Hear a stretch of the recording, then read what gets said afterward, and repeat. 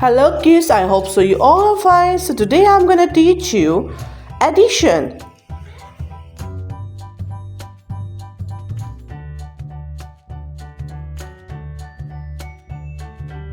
So we have a question 2 plus.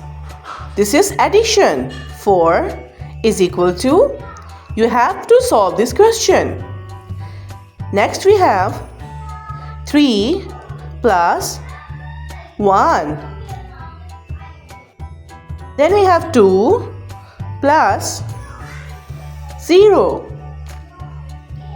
Okay, let's solve these questions. So 2, 1, 2 plus 4. 1, 2, 3, 4. Now 1, 2, 3, 4, 5, 6. So 2 plus 4 is equal to 6. 3, 1, 2, 3 plus 1. Let's solve this. 1, 2, 3, 4. 3 plus 1 is equal to 4. Next we have 2, 1, 2 plus 0. So 1, 2. So 2 plus 0 is equal to 0. So this is a rule of addition.